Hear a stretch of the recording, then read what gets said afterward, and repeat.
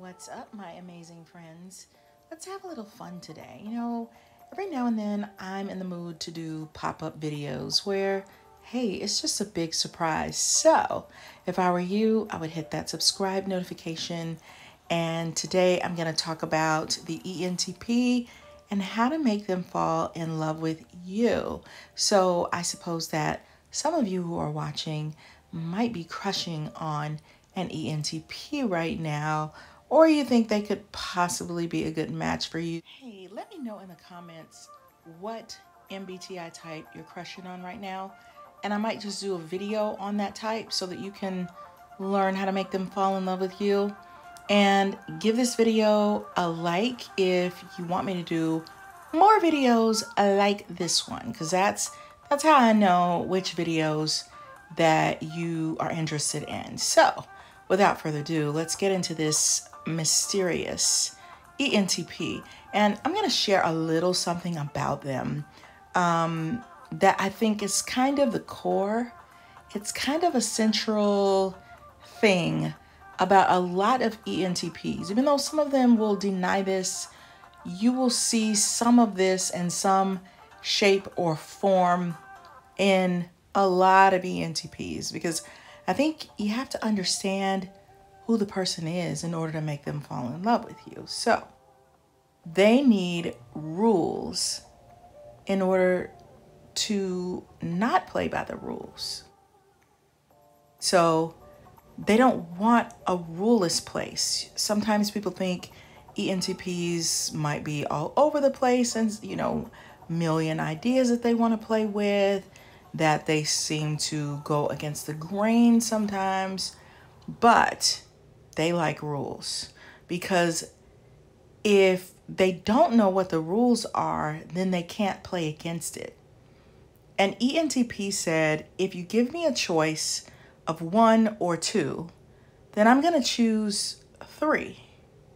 A simplified way of looking at it would be to hand them a piece of bread and say, what would you like on your bread? Would you like peanut butter or jelly?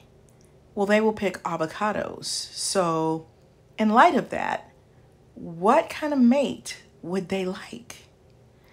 And ENTP also said, you know what? I don't play by the rules. I adapt every day. Interesting, right? Imagine adapting every day, all day. Some ENTPs like that. Some people would be horrible at adapting the way that they are capable of adapting. So if they're living their life adapting, then what does that tell you about who they are? What does that tell you about the kind of love life that they would want? So some of you would probably say that means that many of them want chaos. They want entertainment. They want intrigue. They want to go, go, go. They want to be constantly stimulated, mentally stimulated. Now that might be true. I would say they do enjoy mental stimulation. I don't think that they would just absolutely love a type that can't engage with them mentally, that won't at least entertain that, or be a great listener and let them get their thoughts out and validate their thoughts. That's something that they would like. They can be a little tricky, and I'm going to get back to the adapting part in a second, but they could be a little tricky with that, because if you go along with their hypothesis or their argument, they might confront you and say, why are you going along with everything that I'm saying? What are your thoughts? But if you push back too much and you're in a romantic relationship, they might get really offended by that as well, because now you're disagreeing with them. It really depends on the ENTP, but for some of them, it can be a bit tricky. So you might have to mix it up a little bit. If someone is constantly adapting to their environment, do you think that you would need to provide an environment in which to make them exercise their adapting ability? Do you think that's what they would really, really like? What's interesting to me is that many ENTPs seem to attract either a quieter type, like an ISTJ or an ISFJ, INFJs. I've seen them with ESFPs, which I've made a video on that couple, I believe, because they can kind of keep each other going with activities and doing things, and let's travel and let's do stuff together. ENFPs can kind of adapt and roll with them like that. But I think on another level, ENTPs may not look at themselves as so, like all over the place. I think there's a lane in which they look at themselves as more sturdy or stable, or I do have a pattern that I'm somewhat following. In order to make them fall in love with you, I think you need to offer some stability, whether it's a sensor type of stability, an introverted type of calm or steadiness. Because if you are zigzagging all over the place, they're eventually gonna get frustrated and annoyed by that. Why? Most people don't like that. Most people don't like not having any rules, or totally flying by the seat of their pants, or total chaos all the time.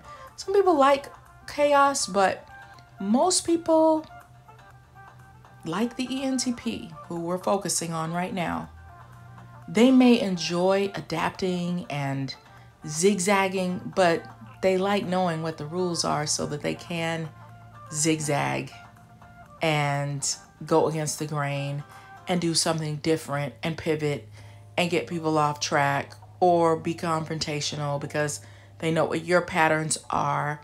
So I think in a love relationship, they're gonna, even though they like to adapt, they don't like it that much. Not in love, not in romance. They don't. They're gonna want somebody who's steady and stable. I think a lot of people cannot handle someone who is the total opposite of who they are, because that is where a lot of conflict is created.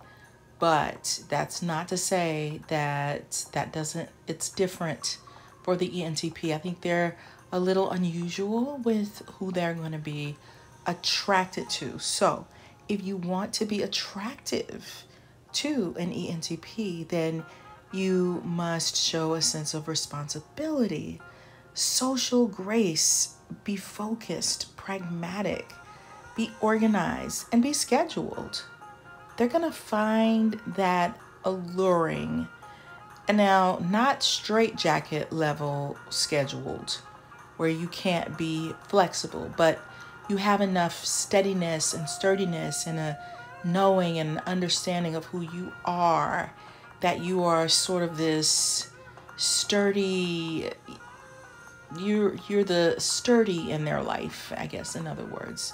Not so much that you can't be flexible at all, that you're so rigid that you're frustrating to deal with, or that it's going to create anger and animosity and frustration, but you're kind of level-headed and cool. Like you are someone who can handle their ideas, and you find that stimulating, intriguing, interesting, that you can admire their ability to come up with different ideas, and it doesn't throw you out of whack. They actually seem to be attracted to people who have a need for harmony, who are accepting of other people. Can you be that person? Do you have a need for harmony? And that sounds contradictory to some degree, because ENTPs can be the greatest debaters of all time, right? But that's why it's, love is a whole different ball game. So what does that mean to you? If they like someone who has a need for harmony, what does that tell you about them? Why would someone have a need for harmony when they like to confront the status quo or challenge rules or create new ways of doing things? If you create new ways of doing things, then what does that say about, what would provoke someone to want to be that way? You tell me. Now, they're also going to be attracted to someone who is dependable. They're always there when needed, doing what needs to be done. They like or find a person attractive who follows through with their commitments and obligations and takes them very seriously. And they like someone who has a sense of allegiance, strong values.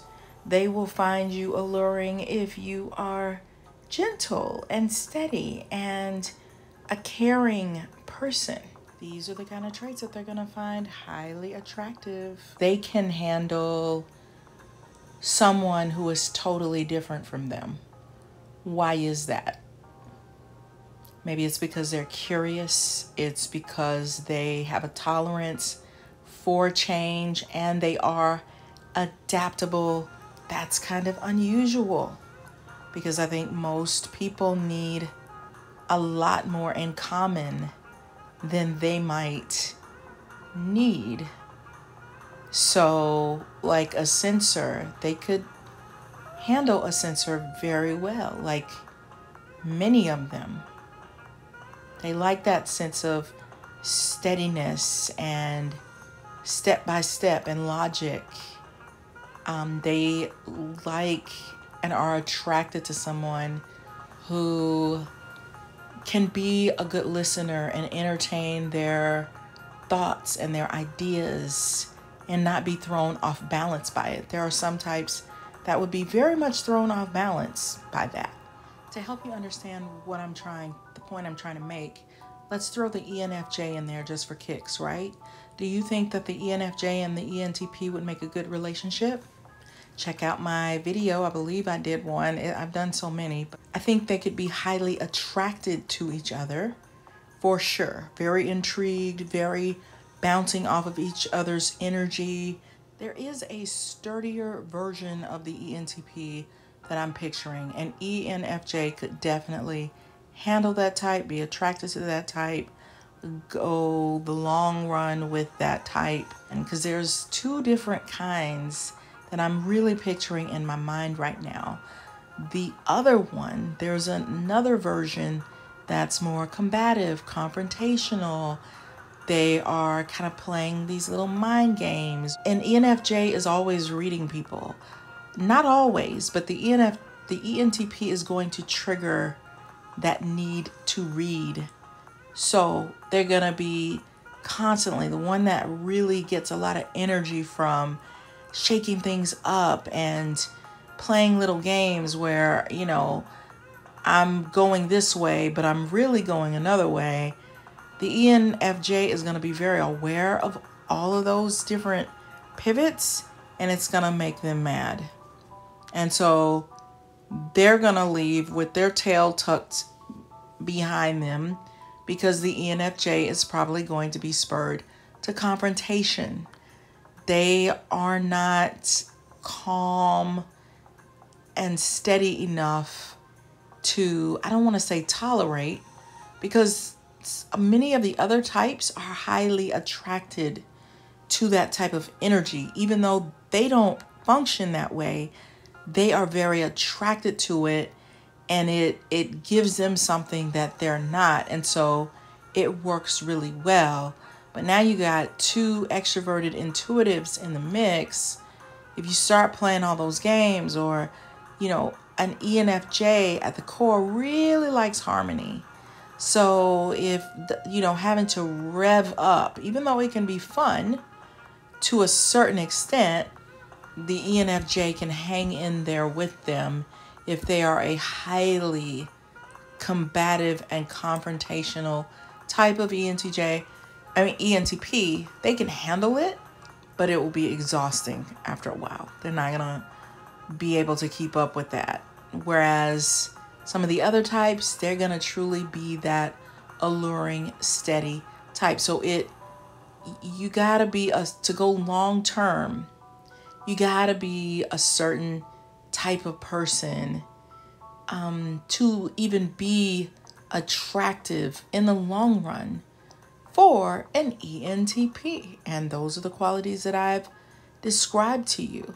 There is the other type of ENTP that I have found that seems to be more steady, more agreeable, more I want to please you in a relationship, which they all have some of that.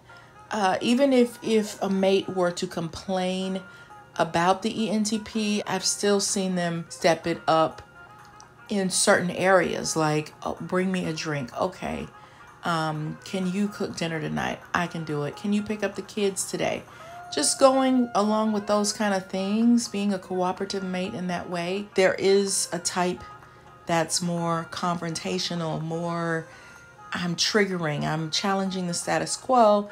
And then there's another one that's more like the firstborn child, which I've done videos on that, where it's just about being responsible, and they've worked on being that sturdy, steady, orderly, doing things in a certain order type of person, super responsible, super doing.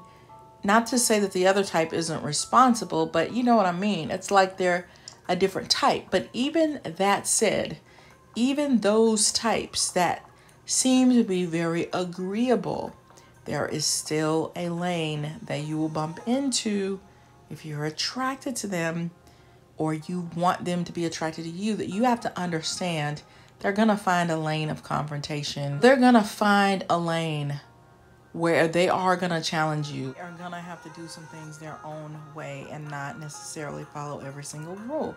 Like they might do some disappearing acts at work, where they just disappear for a while. You don't know where they are, but when you do have them, you know, they're going to do a great job at whatever it is that you're asking them to do. You know, if you want to be with an ENTP, you have to understand that they're just joking a lot of times. Sometimes when they're in that lane, or it's a way for them to feel closer to you because they feel comfortable sparring with you.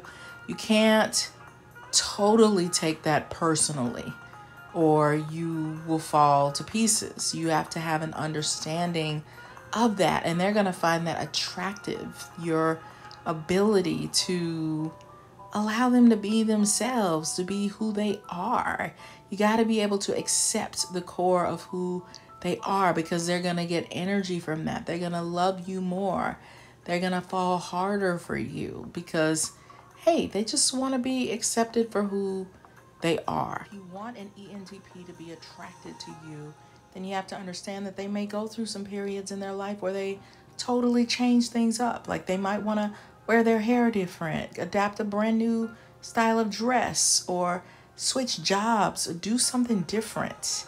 They may be a bit of wanderers sometimes. And by that, I mean, they kind of drift off in the sense, now, I'm not talking about anybody should cheat or anything like that, but they may change their rhythm and their routine from time to time. You engage in intellectually stimulating conversation. They are exciting to be around, and they can make you feel really good about yourself. They can talk to you about just about any topic under the sun and make it interesting and make you feel good about yourself. They kind of like to slide into your head to a certain degree, even though another degree is I am who I am and this is who I'm going to be. But there is a lane where they are interested and intrigued, and they can be really exciting. So if you want to be with them, you gotta understand that they like one exciting challenge after the other. They think of the world as one big chess move, that, you know, we're making these moves, we're trying to be the best that we can be and get the most out of life and engage in their desire to create new ideas and to be able to roll with their excitement and show them that excitement back that, hey, you know what? I like that you're that way. You will be very attractive to them if you understand their focus on challenge, extremes, pursuit of ideas, and independent thinking. That's how they live their lives, and they have to you have to support them being allowed to dream up and pursue possibilities without any follow through necessarily, or accountability is the ultimate form of relaxation for them. Isn't that like another polar opposite? That all of that is relaxing to them, right? And they need to be able to be creative and given free rein by their mates to imagine instead of getting bogged down in the details and dull routines and everything is the same all the time. So if you like that kind of thing, or you have an understanding for that, then you would be the perfect mate for an ENTP, because that's what they need. Can you embrace their roller coaster of big ideas? Because sometimes their ideas are not little. Sometimes they are big, risky ideas. Can you embrace that? Can you be that sturdy, steady while they're doing and playing around and tinkering with those kinds of things? It can make a very exciting life. And if we don't have big idea people in our world, then we won't grow. So they have to have a mate that understands that. They need to push things to new levels, because they're gonna take those risks. So let me teach you a little trick if you want an ENTP to fall in love, okay? You have to kind of understand how your brain falls in love. And one of the ways is, I'm sure you've heard the popular saying, eyes are the windows to the soul. I remember reading years ago that couples that gaze into each other's eyes have a much higher chance of staying together. So there's something about that gazing. So make sure that if you want your ENTP to fall in love with you, that you are gazing into his or her eyes. Now, what can hinder that? Shades or sunglasses. That can hinder that. Texting and phone conversations are great, but that could be limiting to a conversation where you're trying to fall in love. You need to be able to look into that person's eyes. While I'm recording this, we are still in the pandemic, so there will have to be some exceptions because you have to do what's comfortable for you. But just make sure that when you are comfortable being in person, that you gaze into their eyes. So to fall in love, make sure someone has access to your eyes. Face-to-face interactions increases trust and attraction. And here's another little trick. You know, you want to be in a dimly lit room. Is there a way that you can dim your lights or bring the lights down some kind of way? I have a now I can't even think of the name. It's not a snow globe, but you know what I'm talking about, where you plug it in and it's like a little lamp, but it has the little bubbles or little confetti. You know, you can use one of those, and that will increase the romance. So just remember, I think ENTPs can naturally be seductive. They can naturally draw you in because they understand people in a unique way, and they're just plain entertaining and fun and just interesting to talk to. So they have depth. They have a lot of depth. They are far reaching into their repertoire of knowledge and just passion for things and life and all of that. So you want to tap into that with your ENTP. And I'm just going to leave you with this. I thought about Stephen Furtick. I usually watch him on Sundays. During the pandemic, I watched like 10 ministers, Christian ministers on YouTube. And I remember him saying that his wife, Holly, because I think Stephen Furtick is an ENTP, but he said she would attend every single one of his services and have the same enthusiasm for every single one of them. And it meant the world to him. So you have to show interest in what the other person is interested in and find out how they want to be loved. Here's another little something something. You don't want to mix a plain old ENTP with a narcissist ENTP. That's why I wrote my book, because I wanted to help people to differentiate. I titled the book The Workplace Narcissist because it is a specific type of narcissist that you could fall madly crazy, head over heels, somersaults in love with. And then you find out they are, I don't want to say crazy, but they have some extreme toxic energy. So check out my book. It's on Amazon right now by Tamara Zyon. And I really think it will help you to get to your healthy love. And by the way, there's another book that I wrote at the same time. I'm not going to say the title. You'll have to find it yourself. But if you are on a quest for love, I think that book can help you too. So until next time, good people, good friends, I'll see you next time. And if you want me to do more ENTP videos, then be sure to like this one. Bye.